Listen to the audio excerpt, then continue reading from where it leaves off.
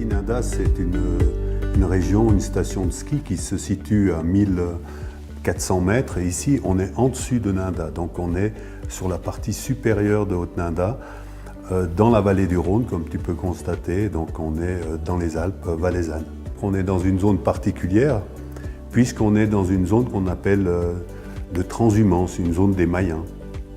À l'époque, les bergers se déplaçaient dans cette situation ici. Donc chaque geste, chaque construction que l'on réalise, elle fait automatiquement, elle puise ses racines dans le lieu. Ici, en particulier, c'est cette altitude, cette architecture et également le panorama qui nous entoure. Je voulais un lieu de vie simple, c'est un espace de jour qu'on se situe actuellement, donc qui fait référence à quelque chose de simple, qui s'ouvre sur le panorama. Donc aujourd'hui on est dans l'espace jour.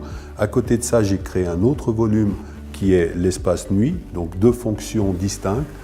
Et puis entre deux, un élément de liaison qui lui tranche entre ces deux volumes, qui est un élément minéral, puisqu'on a deux parties bois et un élément de liaison. L'idée, c'est pas de faire du mimétisme du passé, c'est d'y puiser ses racines, mais dans quelque chose d'actuel. Donc je n'ai volontairement pas voulu, soit avec le revêtement bois des constructions, soit avec l'élément de liaison, aller chercher de faire de la pierre ou quelque chose vraiment tranché, donc quelque chose d'assez épuré, fonctionnel. Et l'élément de liaison, si c'est du béton, je l'ai exprimé en béton, volontairement assez fort pour bien démarquer ces deux volumes. Disons que ce qui est important, c'est de parler de la maison en bois massif. Le bois massif, c'est pas quelque chose qu'on a encore l'habitude de travailler. On le travaillait il y a des années, mais ça ne se fait plus tellement.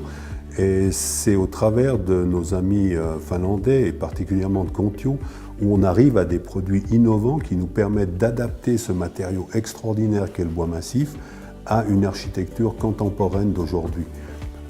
On a vraiment tout le paramètre de l'authenticité, du confort, du bien-être, et malgré tout, on l'intègre à une architecture contemporaine.